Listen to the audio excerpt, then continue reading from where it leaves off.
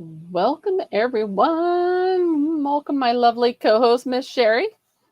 Well, hello, Becky. How are you today? How's your Monday? It's a Monday. No, it's good. It's good, right? Yeah, absolutely. Yeah, we're It's pretty hot life. here. We're running about right now currently 96 with it feels like 107 right now. Oh, How's man. that for 7 p.m. at night? Wowza. Oh no. Hmm. I can go get my sauna just by Being outside. Yeah. I was just saying, yeah. it was hot here, but not nearly that hot. Wowza. It was hotter today yet. At one point, when I looked at the temperature, the actual temperature was 101. I was like, yeah, there you go. Wow. Welcome to Texas, at least the southern part. So, for anyone that seen the title tonight, why can't you? Can obviously go anyway, right? But how many times in our journey have we heard, why can't you just have a bite? Why can't you just have a piece? Why can't you have, X, Y, and Z? And I mean, I know you have. How many times throughout your journey have you been told, or whether it's in social situations where you go to family or a restaurant, why can't you? Why can't you? Yeah, one bite's not going to hurt. Yeah. And so, how do you navigate people telling you that? It's definitely, yeah. For me personally, I have to dig deep. And I think that goes back to the reason that I started this journey. And it becomes something deeper than I've ever experienced before in my life. And my reason for going down this path and getting healthy was, first of all, I was morbidly obese. Mm-hmm. And my blood sugar for my type 2 diabetes was getting worse and worse and worse, no matter what I was trying. I was desperate, for lack of a Mm-hmm. better word, to get off of these meds, to lose weight, to get healthy. And it's been a road, to say the least, for me. But the alternative for me is to go back to where I was. Those are my two choices. So when I get posed with the, why can't you? Are you sure you don't want to bite? One won't hurt you. It's like, but I've been there and I've done all that. And you think that one bite isn't going to hurt, but it could be a slippery slope. Mm-hmm. Um, we went, perfect example. I mean, we set this topic, and my husband and I went to get wings tonight, and he got a basket of curly fries. And I said, wow, what I would really like to have is some curly fries. And he said, well, why don't you have a couple? It's not going to hurt you. And I looked at I wear a continuous glucose monitor. And I looked and I was sitting at 101. And it was like, okay, here's my choice. I can have one, or I'm going to keep on keeping on, right? Yeah. And I just I didn't even say anything at that point. Um, and just kept eating my wings. But I mean, yesterday we went over to our neighbors and they had steak, which was perfect. I broke my 72-hour fast. Which is Uh, amazing. it was amazing. Yeah. And I had the steak, and then they got out part of this cake, 3-layer cake, and in the middle was ice cream Mm, cake. And it was 2 people literally asked me, "Do you want a piece? And can't you have a bite?" mm, Right? yep. And my answer was, "I can. I choose not to. I'm good." Right? So, and I just left it at that. But anyway, how's that for like literally setting the topic and this happens like 2 days in a row? Today. Yeah. Yeah, today and yesterday. Which and that just goes to show, even when you are consistent, even when you are, doing amazing and you're working and you're putting in the work, that those people, those enablers, I seen the comment in the chat, you don't do it with an alcoholic and a drink, right? So no matter whether you're enabling a, drug addict or an alcoholic or, even a food addict, when someone is working, those people that always try to say, well, why can't you? Typically, it's because they don't want to be secluded and be making, what could be viewed as a bad choice. They want it in, a group setting. And Mhm. I mean, your husband's done really well on making some better choices, but he still ends up having the French fries. Now, maybe the French fries, aren't an issue, but it's the slippery slope. Is the French fries for many people? Not saying it is for your husband. He could probably have the French fries and not have them again for, you know, who knows how long. But for Right. some people, it's the French fries, and then it's the chocolate, and then it's, it just keeps growing. And not to say that people can't maybe come around and be more of a moderator and not have to be a abstainer, but yeah, no matter how you open that door, it can be very slippery, no matter Very what the food much. is. Yeah. And it's funny because, when you say no thank you or yeah, I can, but I choose not to or whatever, then a lot of times I hear oh, I could never do what you're doing. Hmm. I could not eat sugar, like I couldn't give up bread. I couldn't. And, you know, without getting on a bandwagon, right? Which I want to stand up and go, this is a choice you're making, and it's Hmm. an excuse that you're making. But again, see, it goes back to that deep reason. I Yeah. mean, what kept you? What about your journey, Becky? So when I was throughout my journey, I used the motivation, like you said. I knew where I was going. I knew what my A1C was. I knew, I ended up and I felt like crap because of the Hashimoto's and, my hormonal issues with having my hysterectomy. And I knew where I was going.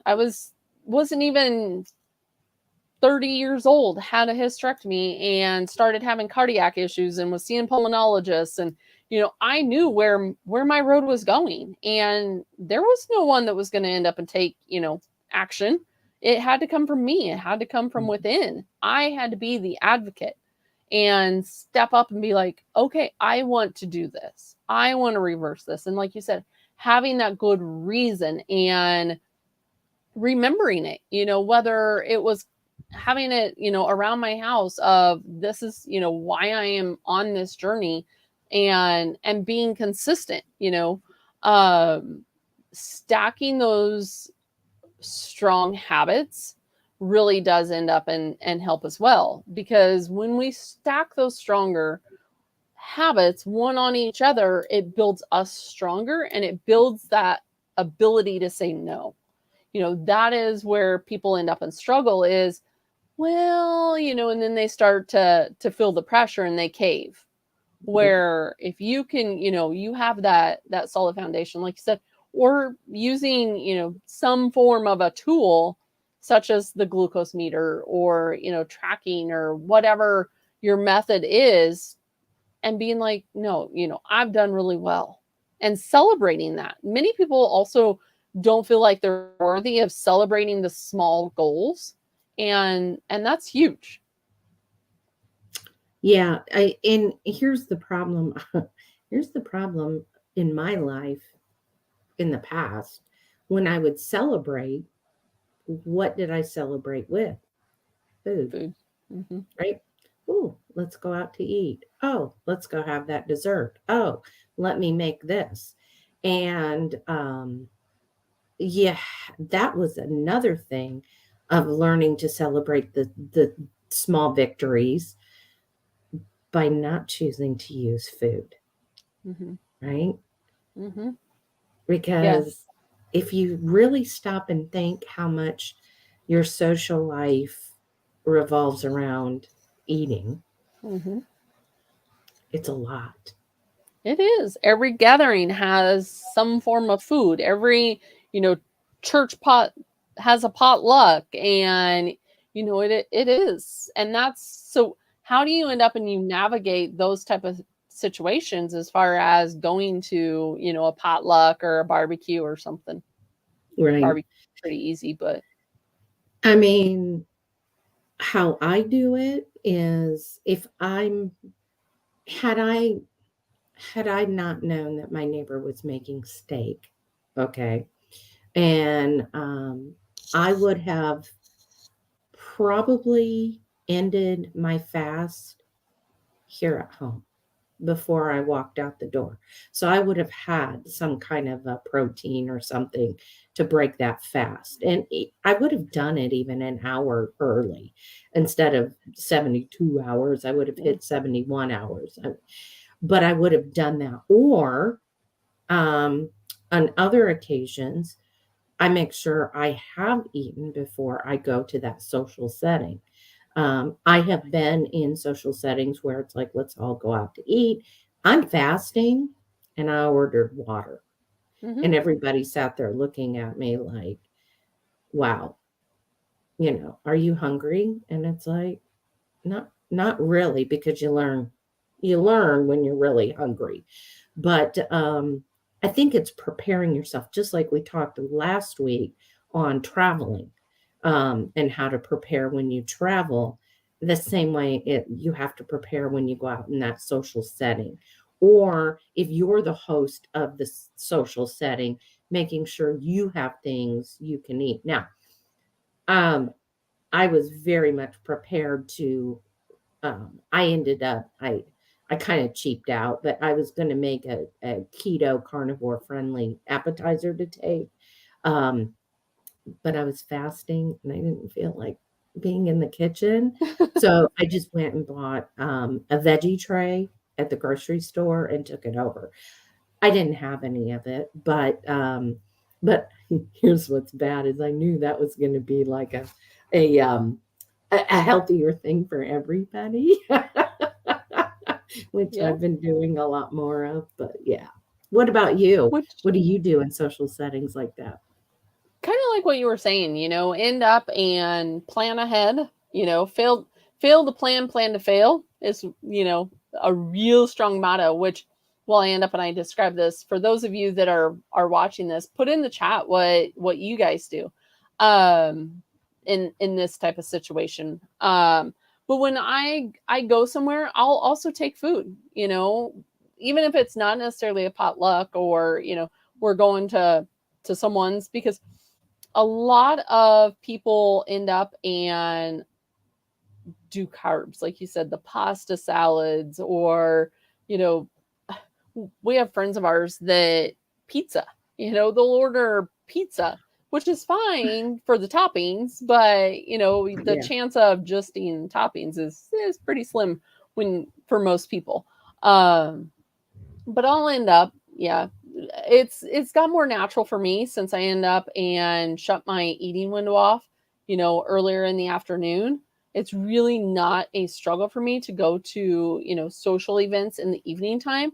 And again, that's just part of, stacking that habit of being done, eating with that eating window earlier. Because even like tonight, I ended up making some roast because my family was eating, and that's another thing when the family isn't supporting you, or it's not that they're not supporting me, they support, they just don't eat the same way. And so, they were having French dip sandwiches, which I could have ate the roast and I would have been fine. But I don't eat at 6 o'clock at night. I'm done at between 1 and 3 in the afternoon.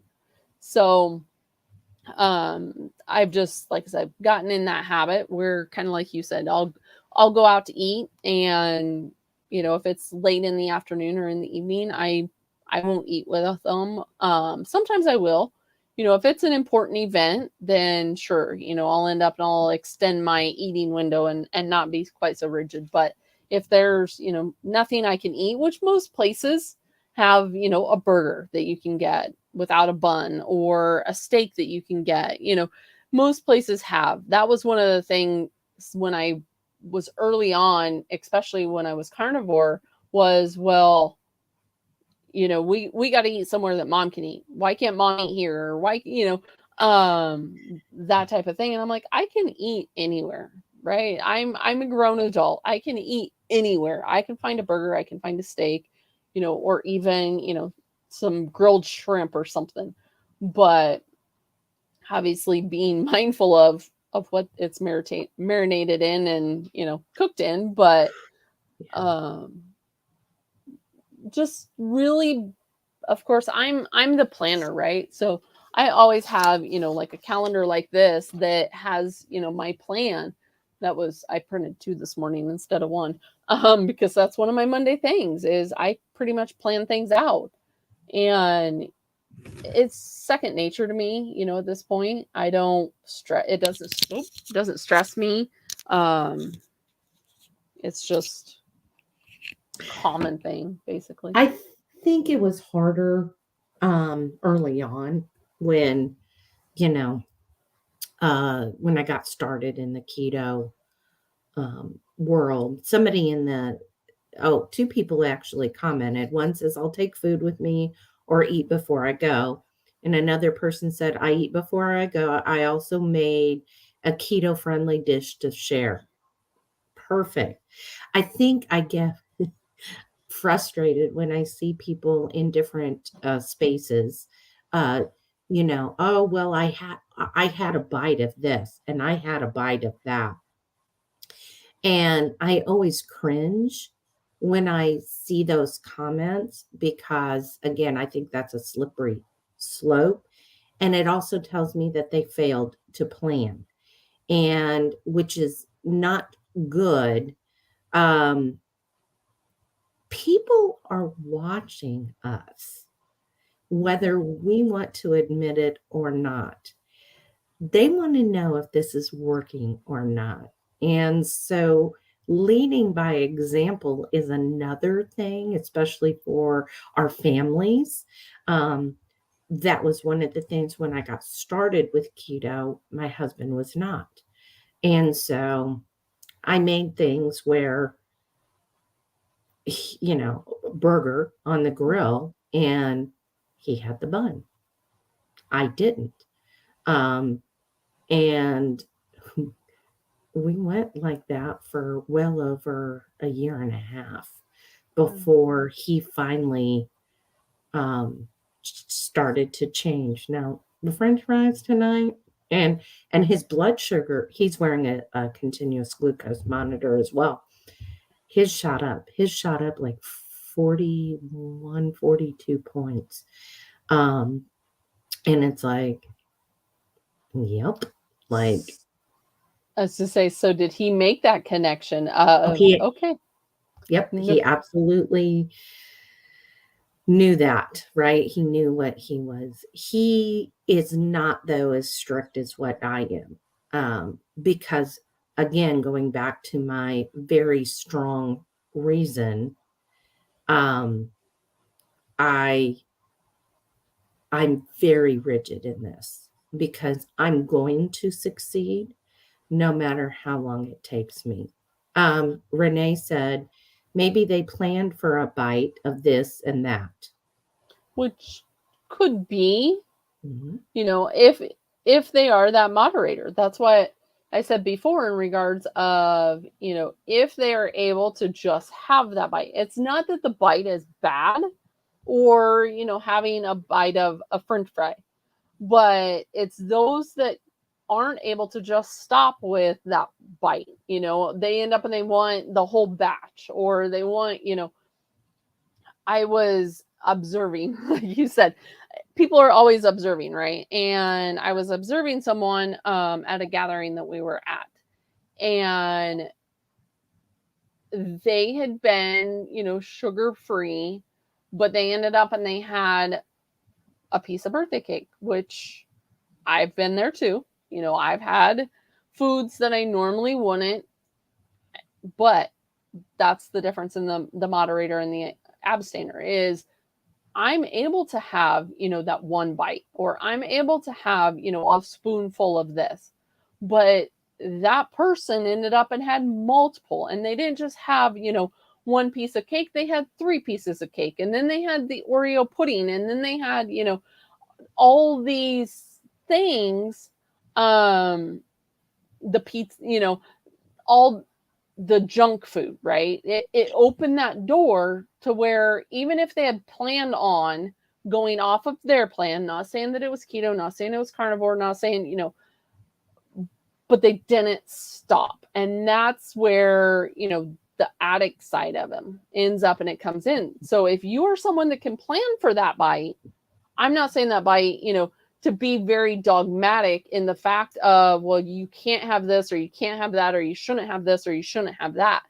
Everyone is so individual. Mm-hmm. But it's those that end up and can't stop at just one. Yeah. Is that slippery slope? Is that Mhm. bite going to send you down a path that, and maybe that's why I'm so rigid, right? Because um, I resisted buying the keto bricks. Do you remember me telling you that, Becky? Like Mhm. months and months and months ago. I'm like, I won't do it. Because everybody's like, oh my goodness, oh, they're so good. Like it tastes like fudge, or it tastes like, and I'm going, oh my goodness, I can't go down that slippery slope. I finally did get it. And there's some times where I should only have one bite and I have two, right? But but again, I'm able to stop. Um, I think a lot of that too is my taste have changed, which has greatly helped. I now like the other day I was like, I told him last week actually, I said, I want to go get barbecue and I want pulled pork. Like I don't know. And I before keto and carnivore was never a pork person. Oh my goodness. I was like jonesing for it. Like I had to have. But again, that's that taste that because I eliminated the junk, I eliminated that need for the sugary, salty things, and two, the emotions are out of it. I had to learn to stop being the emotional eater. I also had to stop learning to just because it's evening time, it's time for a snack. I had to learn different ways of handling what was the norm for years and years. So now I can tell you sitting here on June 19th that come Christmas Eve, we will go to we go every year to a Brazilian steakhouse, and I will probably eat a little more than just carnivore because that is I'm already planning for it. Yeah. So that's going to be right. That to me is okay. I can splurge the one time. Now, am I going to go crazy? Probably not. But will I have a bite of the tri-sweet cheesecake? Probably will. And it'll probably be so super rich that that'll be it. But I'm planning for that Hmm. Christmas Eve. I mean, think about this. How many months is that away? Well, yeah, exactly. But I also think part of it is, kind of on the flip side of things where people aren't planning. I've seen Renee comment planning is needed even in the moderators too. And I think a lot of people get decision fatigue. And so then they just grab, whatever's there, whatever's easiest. And it tends to end up and be the junk, right? That's where we end up when we hit again that slippery slope, is because we don't have anything planned. We don't have anything made. We don't have, and it's like, well, I'll just end up and I'll just grab this. I'll start tomorrow. I'll just grab this. One bite won't hurt. It's just one meal. And that's where things end up and happen. So we have somebody in the chat that said, when visiting, I always bring a dish to share, wings, etc. I will never stray from my way of eating. I would lose way too much. Tina says, I have to be an abstainer. If not, I just want more. See, Yeah. we all have to figure out where we're at. Renee said planning is needed for the moderator too. Yeah, I guess I do need, I guess we both plan, don't we? Yeah. And how will you use supplements if you increase sugar, like magnesium and berberine build in and that's a good point. So you can, if you are going to have a carb up, if you're going to have a flex day, if you're going to have, a non, I don't even want to call it a cheat meal, because that implies, a negative mindset with it. If you're going to have a food that you normally wouldn't, that is going to end up and have a response to your body, there are things that you can end up and do. And that's where that comment is going in regards of taking berberine before the meal, or even apple cider vinegar. I know a lot of influencers right now are, speaking to good idea. Yeah, it's a choice. If you make the choice, it's not that, right, you have the choice in any situation, but doing, if you make that choice, putting something in place where, like I said, you take the berberine, you take apple cider vinegar, that'll help that glucose response, for that night where you maybe end up and have the bite of cheesecake, or something along those lines. But it's also not it's supplements that should be supplemented. It shouldn't be part of your everyday routine. So, for instance, the meal that you're planning, how many months in advance, or, maybe you end up and you have a family gathering or a wedding, or, something along those lines. Our problem is we have made, like you said, every event, every gathering, every weekend, everything has started to revolve around food, and that food choices has changed what it's looked like over the years, and it's happening all the time. So birthdays aren't just birthdays, holidays aren't holidays. It has turned into a 7-day-a-week food fest. Yeah, and definitely. and that's where it has come into it being a problem for some. Right. And again, I am a type 2 diabetic. So I have to be extra careful when it comes to any type of sugars, carbs, even my protein and fats at this point. I'm carefully, so here's a good example. So today, earlier this morning, my husband said, let's go for wings. Now, I went immediately to my food app and put in the wings. And then I was able to calculate back. I had 2 meals today on what I could have for lunch. So I planned it. It was planned. It was in, some people, again, they don't want to track their food, but I needed to know because I have a doctor that I'm I'm answering to weekly Mhm. on what I'm doing. So I planned it, and I knew exactly how many wings I could eat tonight. Or well, it was earlier. It was about 4:30 when I got done eating.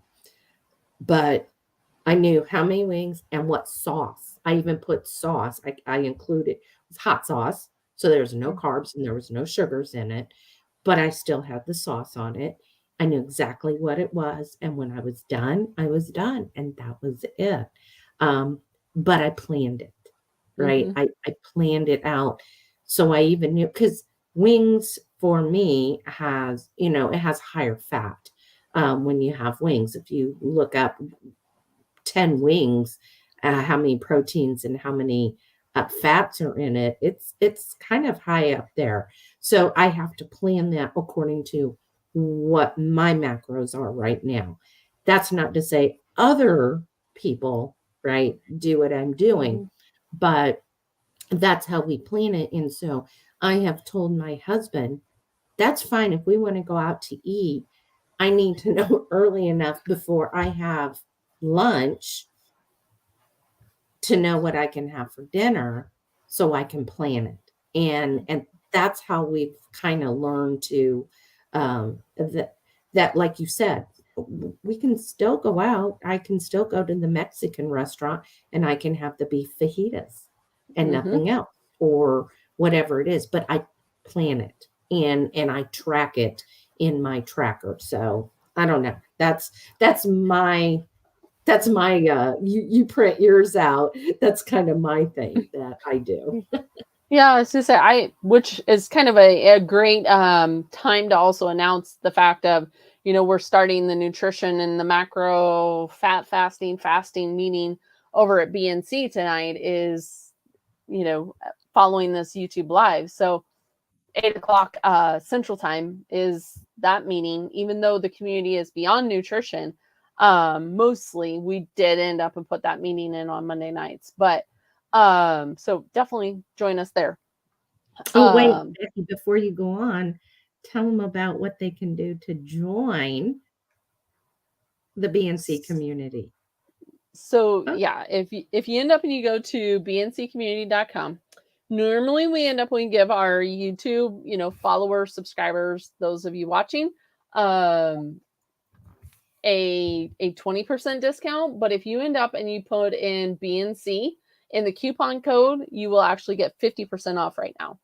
So go to bncommunity.com, put in BNC for the coupon code, and join us over there following this for the nutrition meeting. And you will also get all the other 7 meetings per week. So we have 8 meetings per week total. But yeah, so I end up and I plan my meals out on a calendar, but I track it too. And for some that's pretty um labor intensive, if you will, as far as they don't want to track, they don't want to measure, they won't, and that's fine. But for some, like you said, you're answering to a doctor, right? You're answering to them. So they have you on a set limit. And some people I know, I seen the comment come through the chat in regards to volume being a problem with people that, tend to end up and overeat. Um, Now at this point, weighing things, helps them to end up and stay on track. So everyone is, individual. Everyone is able to kind of do, what works for them. And that's where having a sense of the community really does help support as well, because you can hear how everyone does it, but also it's that accountability factor, and it's that support that you're not in this alone. You can end up and be with other people that do it a little bit differently, and maybe you get to that point in your journey where you need the knowledge of the community, of what they've gone through and what has helped them in those situations. absolutely. Community has what has kept me going. it'll be 2 years in October that I've been on this journey, and I've never stuck with anything 2 years had I not had a community to rely on, ask questions. You know, Becky, you have been a an absolute dream for me. You've answered a lot of questions that I've had, you know, months and months worth of, well, now I'm tweaking this. And I think like what you said at 8 o'clock Central to in a little bit here, Mhm. you're going to talk about what again? So it's the nutrition with Hmm. macros. So one, how, reading labels, being able to, because there's, whether you're keto, I mean, carnivore, you really don't have to read labels, right? It's just animal proteins and fats. Yeah. But some people will end up and say, can I end up and I have this marinated, or can I have, processed meats and those type of things. But it's also going through the macros where, maybe someone wants to do tracking, but what do I, what are macros? I mean, I've had beginners that are at that point of what are macros? How should I end up and I set my macros? And as individualized as it is, we also have coaching. So, if you do need that little bit more in depth in regards of, working with a coach and figuring out your macros, but the meeting is going to end up and be a broad view, right? But then also the third aspect of it is fasting. So it's not only, about the nutrition, but it's about the fasting when we're not eating and the different ways, maybe, earlier eating. Some people like later eating. Some people do water fasting. I know, you just did a 72-hour fast. I end up and I do with our BNC challenge for June. I'm doing fat fasting, 2 36-hour fat fasts a week. So, that's another approach. And again, I have the master class as well in regards to fat fasting. And so having a meeting in the community that also, someone can go to if they have questions in regards to that master class or that e-course, and ask questions, right? So there's 4 tiers. Well, do they stay at the beginner level? Do they stay at the advanced level?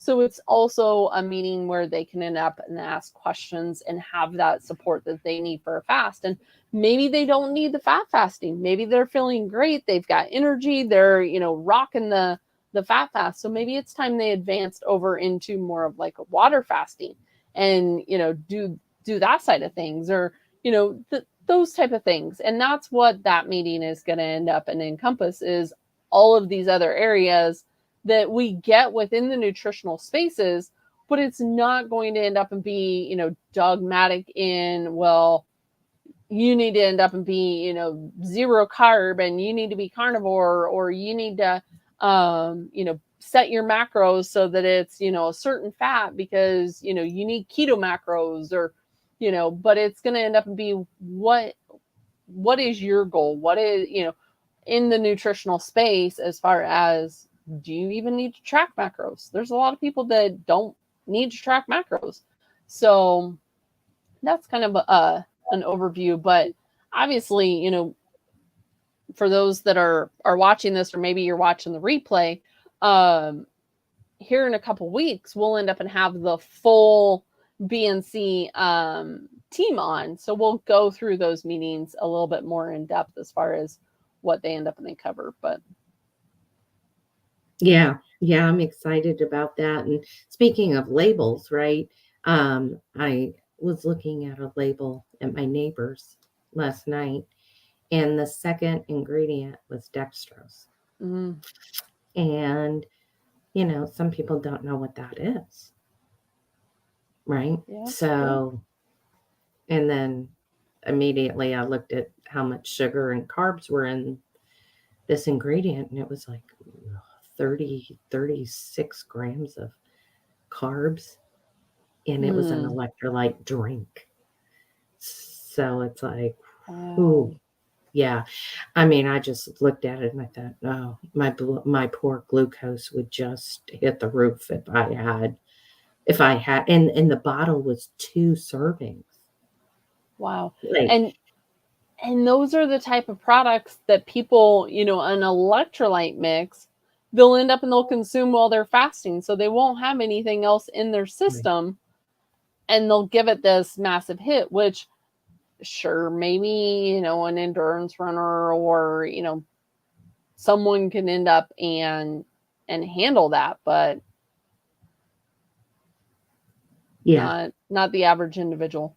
right. But again, I always go back to what were we taught when we weren't taught to read labels, Yeah. and we certainly don't know how many different ways they can call sugar sugar. And that's been an education. I remember when I first started, down this road, the amount of hours I spent in the grocery store reading every single label that I was picking up and figuring out, is this something I could have? And I even in my phone, in my notes, put down all these list of ingredients. So I'm holding my phone in one hand and reading the label in the other. And I was going back and forth. Hours I have spent in the grocery store doing that very thing. And even to this day, I still sometimes it's like, oh, let me take a look at this again, because you got to be careful because they'll change up the ingredients on you too in certain things. So, so that's been, and that's something I see a lot of in the space, is people don't know how to understand the ingredients and read the labels, because again, nobody's really teaching that. Mm-hmm. So I'm excited. I'm attending at 8:00, right? Because I always pick up something that I didn't know. So, but again, just some little tips and tricks that I do is I put the list of ingredients that are no-nos in my phone. It's always on me. I can always, I used to refer back to it. I mean, I even have the seed oils, like, okay, which seed oils can I have and can't, are not healthy for me. And, these are the list, the avocado and the olive oil and the ghee and the butter and the tallow and so it was, I was that meticulous on things. So yeah, reading labels, is very important. I'm really glad you added that onto the BNC community on Monday nights. Well, like you said, many people aren't taught it. Many people have no idea, right? They'll end up and they'll be in the store and, it says, keto, or it says, gluten-free, or, and people don't know, right? It's not that, I'm dogmatic in the keto space primarily, but yeah, other natural flavors, that is another one, natural ingredients or other natural flavors, which can end up and fall is a broad umbrella term as far as, what things can end up and be included. And obviously labels can end up and say or not say, for that matter, because it's got to be, a certain percentage or a certain amount before they actually have to put it. But, and yes, there are several good apps to help with reading labels as well, where you can end up at Scan. And we'll kind of talk about those in that meeting as far as what they can do. But there's so much in deceit or confusion in people, because they don't know what the company, can hide it under several terms, and the person doesn't know better. Yep. They can market it one way to try and target. And like you said earlier, in regards to, the sugar, the salt, and the fat, they're able to end up and hit that bliss point for people to where we end up and we get triggered or we get addicted and we want more. And that is how they end up and they sell to people. So going back, as we wrap this up, Becky, I'm going to ask the question to the people in here. And if you guys would put in the chat, what do you say when someone says, why can't you? I'm curious to see, right? Because this is community here too. It's like, what I want to know what everyone does. What do you say, Becky, when someone says, why can't you? Because I choose not to. It is my choice, right? It's my choice what goes in my mouth. It's my choice if I choose, to be 100%, or if I choose to end up and, eat something that maybe I normally wouldn't. But also not doing anything, crazy on the hindsight, right? So if I choose to have something that I possibly shouldn't, I'm not going to end up and, start fasting days on end. It's going to set up a negative mindset, which we can do a whole nother podcast on in regards to, the whole mindset side. But yeah, and it's coming through. There's several people that are saying, I choose not to. And that really does help to reframe that mindset too, as far as, the restrictive side of things. It's not that I can't have, or, whatever. I can have what I want, but I choose not to. That is correct. Because again, it goes back to that strong reason, what got me here in the first place, and why I'm very meticulous on sticking with this. Somebody, Renee said, my answer depends on the person. I don't owe anyone an answer. If someone is receptive, then we can teach and support others. Absolutely. You want to read the next one, Becky? I always say that I certainly can eat, just choose not to. Or I say it doesn't work for me these days. Empowering. Yeah. And that's right. If you are seeing the progress, you are seeing the success, you are, motivated along your path, being able to say that it doesn't work for you. It's not that you're saying, I can't have it, or feeling like you're, judging the other person for offering it, or, putting them down for offering it. It's just, it doesn't work for you, or, you're choosing not to have it.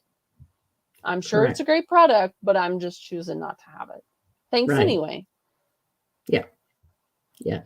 And it's always funny. Then you get the, then they have to explain to you why they're eating it. Right. And it's like, I'm good. I'm good with, it's like, I'm not, now, and I think I agree with Renee. It sometimes absolutely becomes a teaching moment and a support, but you have to know your audience too. So. Yep.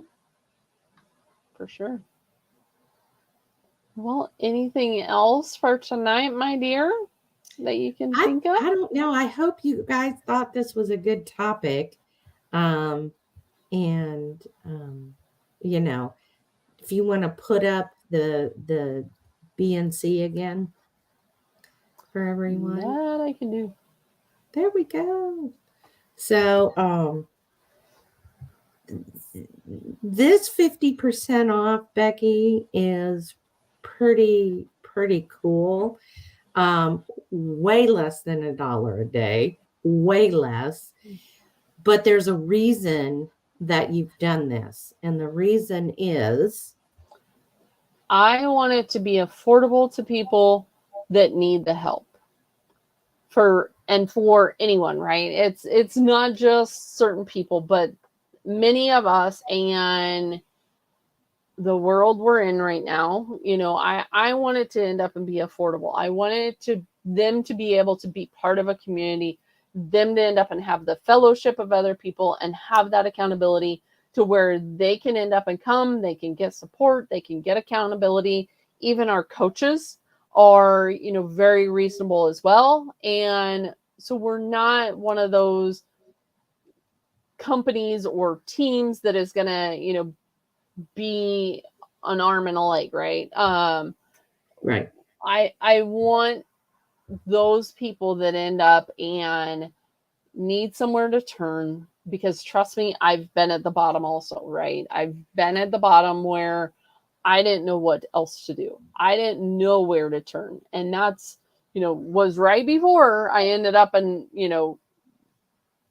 had to gain the ability to be my own advocate and test my own labs. And again, that can be a whole nother podcast as well, but on how to be, your own advocate and how to do this, on your own and be, empowered. But I wanted to help and bring a team together that can end up and be on the same mission to end up and help others and be there for others. And the only way that we could end up and do that is by being affordable.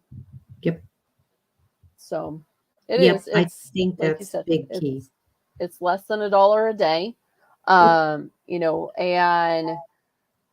that 50% off isn't just a one-time 50%. That will end up and follow you through the length of time that you're with us, in BNC. It's not just, 50% off your first month. It's forever. So you end up and you lock that in as you join the community. And our meetings are recorded. So if you can't get on, let's say at the 5 o'clock breath work or Sly's mental health and addiction. Mental health, yeah. Any one of them, if you can, they're recorded, so you can go back and watch it. And I think that's a big value as well, because we all have to, I was on my way home and joined Dave's meeting. I was 30 minutes late. Jumping on. I lasted about 15 minutes before I jumped over here, but I was still at least jumped on. Now I'm going to go back and rewatch it once it's posted, but that's what I love is the fact that I may have life get in the way, but I still can go back and rewatch. 100%. And we have them set at times where, other communities will be in the middle of a workday, right? They'll end up and be, maybe in the morning, or there'll be a certain time in the afternoon. And I host meetings on, another platform, and there was a gal from, Australia, and she's like, these are like 2 to 4 in the morning for me. These are not, my type times. And we did end up and have, several meetings over there that were in the evening. And so we hit, both sides of the world basically. But now we no longer have the, every evening meeting over there anymore. And so it's not beneficial for them. And like I said, most of them are during the workday for a lot of people, that are in the United States. Because it's like 12:30, so sometimes we get the lunch hour, but for many people that's a work day. But yeah, so like I said, we have them set, but they are recorded. All the replays are uploaded, so you can watch them, whenever you end up and you have time. So absolutely. Well, this was fun.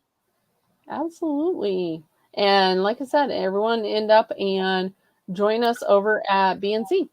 Oh, just so everyone knows, I'm going to tell them ahead of time, July 3rd, yes. We're not going to do this.